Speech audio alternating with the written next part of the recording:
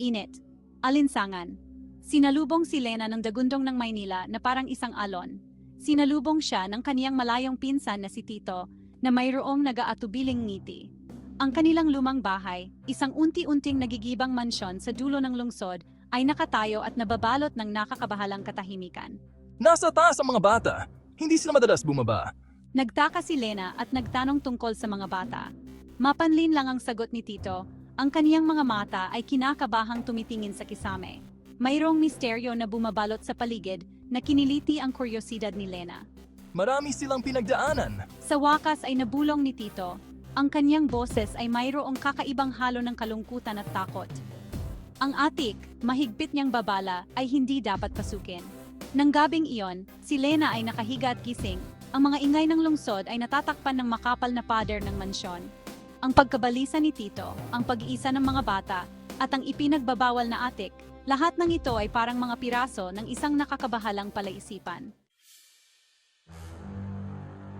Ang mga araw ay naging isang linggo. Si Lena, na sanay sa ritmo ng lungsod, ay hindi maiwasan ang pakiramdam na may nagmamasid sa kaniya. Tila may mga bulong na nagmula sa atik, mahihinang hagikik na dala ng hangin. Si Tito, na lalong nababalisa, ay hindi nagbigay ng anumang paliwanag. Ang kaniyang takot ay nasasalat. Isang hapon, nakita ni Lena ang isang kahon ng mga lumang litrato na nakatago sa isang nakalimutang sulok. Mga larawan ito ng mga bata, ang mga batang paminsan-minsan niyang nakikita na sumisilip mula sa itaas ng hagdan. Gayunpaman, ang kanilang mga mata ay tila mayroong hindi pangkaraniwang intensidad. Ang kanilang mga ngiti ay nakakabahalang lapad. Kinumpirma ng mga litrato ang mga hinala ni Lena, mayroong hindi tama. Dahil sa pinaghalong takot at determinasyon, napagpasyahan niyang harapin ang mga bata. Ang atik sa kabila ng mga babala ni Tito ay naganyaya. Bumukas ang pinto ng atik na naglabas ng amoy ng mga nakalimutang bagay. Sumayaw ang mga alikabok sa isang sinag ng araw na tumatago sa isang bitak sa bintana na natatakpan ng tabla. Humablot at umikot ang mga anino na bumubuo ng mga kakaibang figura sa madilim na espasyo. Humabog ang puso ni Lena sa kanyang dibdib. Ang hangin ay tila mabigat, puno ng hindi nakikitang enerhiya. Maingat siyang humakbang. Ang kaniyang kamay ay dumampi sa isang malamig at makinis na bagay. Paglingon, nakita niya ang isang pader na pinalamutian ng mga guhit. Ang mga guhit ay nakakabahalang matingkad, naglalarawan ng mga eksena ng bagyo, mga maaaninag na figura, at mga batang may kumikinang na mga mata. Isang panginginig ang dumaloy sa gulat ni Lena. Hindi ito ordinaryong sining ng mga bata. Isang koro ng tawanan ang umalingaw-ngaw mula sa dulong bahagi ng atik na nagpadala ng panginginig sa gulat ni Lena. Habang maingat siyang lumalapit sa pinanggagalingan ng tunog, nakita niya sila, ang mga bata mula sa mga litrato, ang kanilang mga mata ay sumasalamin sa mahinang liwanag na tumatagos sa mga bitak. Sila ay nakaupo sa isang bilog, ang kanilang mga mukha ay nailawan ng isang kumikislap na kandila. Sila ay naglalaro, ang kanilang tawanan ay umalingaw-ngaw sa malawak na espasyo. Ngunit ang kanilang mga ngiti ay naglaho nang mapansin nila si Lena. Isang alon ng pagkabalisa ang bumalot kay Lena nang magtama ang kanilang mga paningin.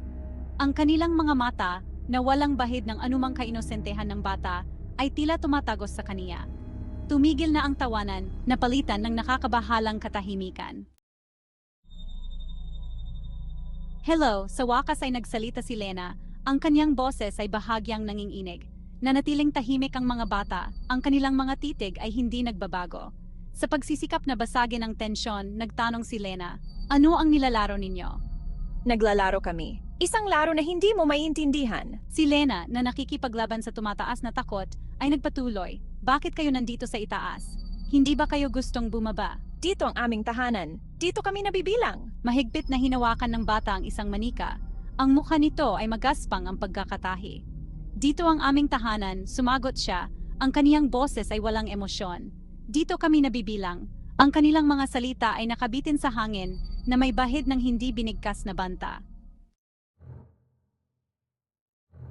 Si Lena, na nadaig ng nakakabahalang engkwentro, ay umatras mula sa atik.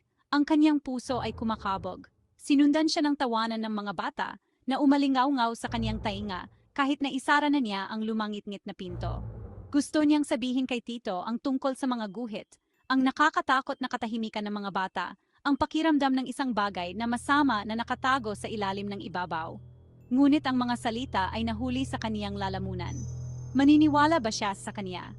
Habang naghahanda si Lena na umalis sa mansyon at ang nakapangingilabot na atmosferang bumabalot dito, sumulyap siya sa huling pagkakataon sa pinto ng atik. Halos marinig niya ang tawanan ng mga bata. Ang kanilang sikreto ay ligtas pa rin na nakakubli.